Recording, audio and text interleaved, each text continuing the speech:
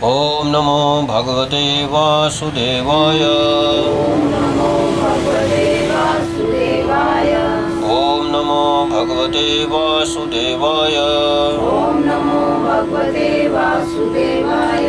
ओम नमो भगवते वासुदेवाय। ओम नमो भगवते वासुदेवाय। नारायणं नमस्कृतं नारायणं नमस्कृतं नरं चैव नरोत्तमं नरं चैव नरोत्तमं देवीं सरस्वतीं व्यासं देवीं सरस्वतीं व्यासं ततो जयमुदीरयेत्। ततो जयमुदीरयेत्। नष्टप्रायेषु भद्रेषु नष्टप्रायेषु भद्रेषु नित्यं भागवत सेवया नित्यं भागवत सेवया भगवती उत्तम श्लोके भगवती उत्तम श्लोके भक्तिर्भवति नैष्ठिकी। भक्तिर्भवति नैष्ठिकी। ग्रंथराज श्रीमद्भागवतम की जय। स्कंद 4 अध्याय 8 श्लोक नंबर 27। नारद उवाच। श्री नारद मुनि ने कहा, श्री नारद मुनि ने कहा, नहीं अधुना अधुना अभी अभी अपि अपि यद्यपि यद्यपि अवमानम अवमानम् अपमान अपमान ते ते तुमको तुमको सम्मानम सम्मानम् आदर आदर वा वा अथवा अथवा अपि अपि निश्चय ही निश्चय ही पुत्र पुत्र हे पुत्र हे पुत्र लक्ष्याम लक्ष्याम मुझे दिखाई पड़ रहा है। मुझे दिखाई पड़ रहा है। कुमारस्य कुमारस्य तुम जैसे बालकों का तुम जैसे बालकों का सशक्ष सशस्य आसक्त आसक्त क्रीडन आदिषु क्रीड़ा आदिषु खेल इत्यादि में। खेल इत्यादि अनुवाद जगतगुरु शिला प्रभुपाद की जय। श्री नारद मुनि ने ध्रुव से कहा, हे बालक, अभी तो तुम नन्हे बालक हो जिसकी आसक्ति खेल कूद इत्यादि में रहती है, तो फिर तुम अपने सम्मान के विपरीत अपमानजनक शब्दों से इतने प्रभावित क्यों होते हो। तात्पर्य, सामान्य रूप से जब बच्चे को बदमाश या मूर्ख कहकर डांटा जाता है तो वह हंस देता है और इन अपमानजनक शब्दों को गंभीरता से नहीं लेता। इसी प्रकार यदि उससे समान सूचक शब्द कहे जाते हैं तो भी वह उनकी चिंता नहीं करता। किंतु ध्रुव महाराज में अक्षरीय जोश इतना प्रबल था कि वे अपनी विमाता द्वारा किए गए रंच मात्र अपमान को भी सहन नहीं कर पाए, क्योंकि इससे उनकी ऐसे सम्मान को धक्का लगा था। बच्चों की बात तो एक है, यहाँ पर जो बात आई है, कई बार देखा हो किसी बच्चे का यदि थोड़ा सा अपमान कर देते हो तो अंदर ही गुस्सा आएगा और ऊँट निकाल करके ऐसे करेगा जैसे उसको बहुत ज़्यादा धक्का लगा। तो यही बात यहाँ पर ध्रुव महाराज के साथ हुई है कि उसे बहुत गहरा दुख हुआ था। श्लोक नंबर 28। विकल्पे अन्य उपाय विद्यमाने अपि रहने पर भी नहीं ही निश्चय असंतोष नाराजगी तव कारण उनसे मनुष्यों का मोहमृते मोहग्रस्त हुए बिना पिन्ना पृथक हुआ यत लोके इस लोक में निज कर्म भी अपने कार्य से। अनुवाद, हे ध्रुव, यदि तुम समझते हो कि तुम्हारे आत्म सम्मान को ठेस पहुंची है तो भी तुम्हें असंतुष्ट होने का कोई कारण नहीं है। इस प्रकार का असंतोष माया का ही अन्य लक्षण है। प्रत्येक जीवात्मा अपने पूर्व कर्मों के अनुसार नियंत्रित होता है, अतः सुख तथा दुख भोगने हेतु नाना प्रकार के जीवन होते हैं। तात्पर्य, वेदों में कहा गया है कि जीवात्मा भौतिक संसर्ग से सर्वथा अदूषित तथा अप्रभावित रहता है।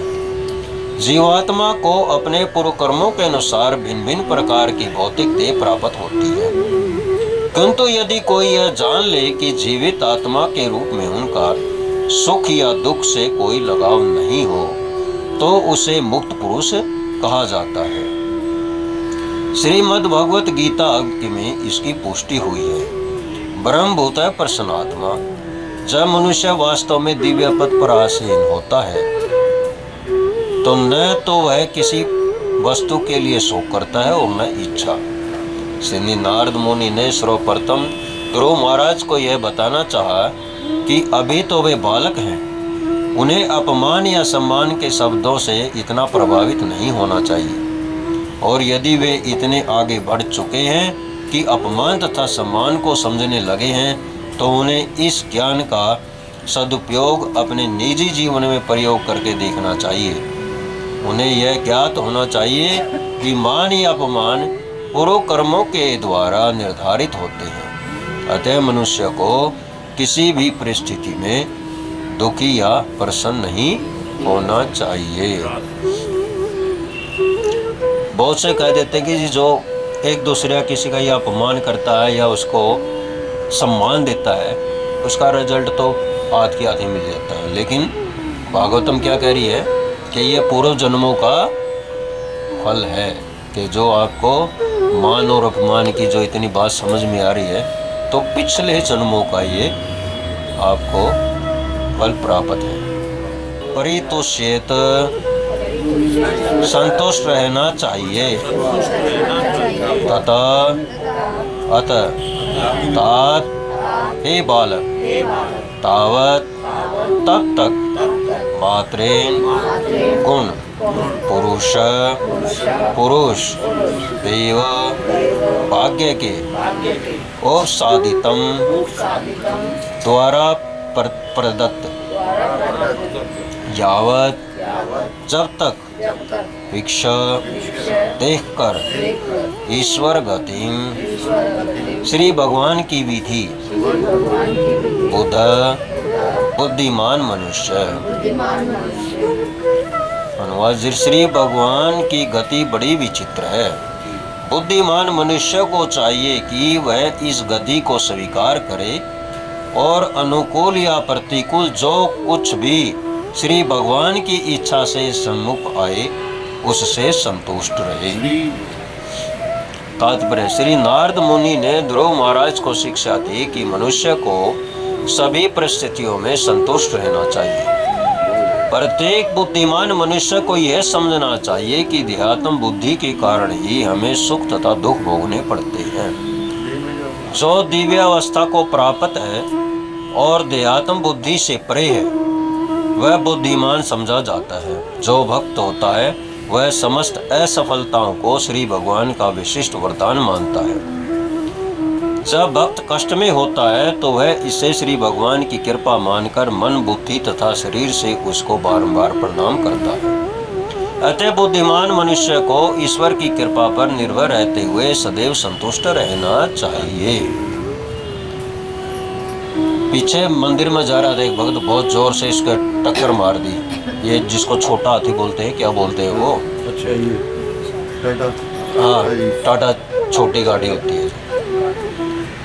तो वो खड़ा होया और वो अपनी गाड़ी को चला कर ले गया। तो उन्होंने बोला भाई रुक तो जा, मैं अपनी साइड से चल रहा हूँ, तो अगर रॉन्ग साइड से मेरे मारेगा तो मतलब है तो अपने आप चला जाएगा।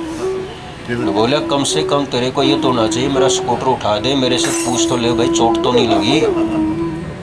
तो बोले मैं तो कहता भी नहीं आपको कुछ भी, चलो चोट लग भी गई होगी तो मैं तो मंदिर में चला जाऊँगा पास में। तो जो मंदिर के बाहर रोड है ना, जो सर्विस वाला रोड है, उस रोड से उल्टा काट रहा था।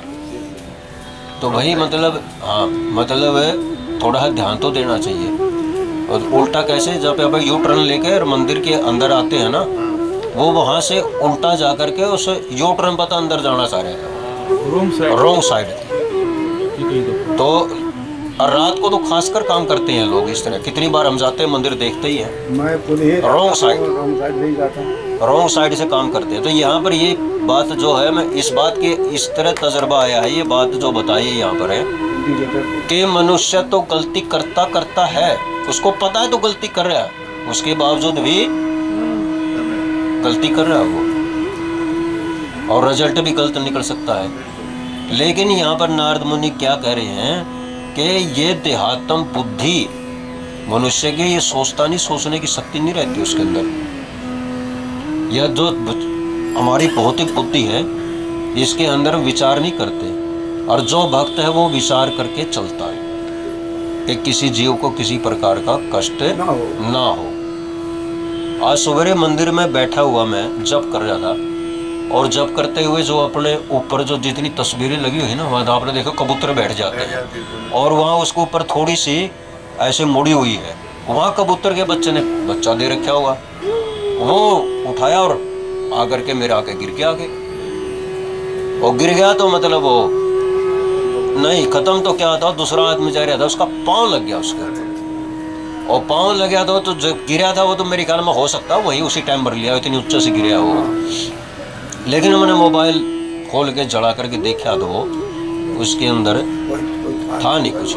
आदमी ही मर जाए। फिर ऊपर से वो साइड में से फिर मैंने उसको बुलाया, मांगा इसको बाहर देख क्या है कि नहीं। तो जीव के बारे में उसमें तो गति मिलती हुई थी।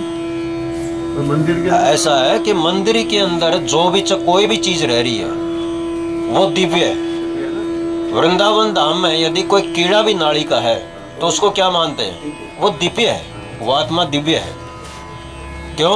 भगवान के जहाँ पर कार्यकलाप है, जहाँ धाम है, वो तो प्रसन्न है, वो तो उसका तो जन्म जब भी होगा ऊंचाई में जाएगा वो। तो अब जो मंदिर के अंदर जो भी जीव रह रहे हैं, और वैसे तो बताते हैं कबूतर कभी भी किसी को नुकसान नहीं पहुंचाता, ये अपने से ऊपर की योनि में जाएगा, ये नीचे की में नहीं जाएगा। तो ये जो है बाकी जानवरों के बारे में कुछ कह नहीं सकते। कबूतर की एक ऐसी योनि है कि जब भी ये जाएगा तो ऊपर की योनि में जाएगा।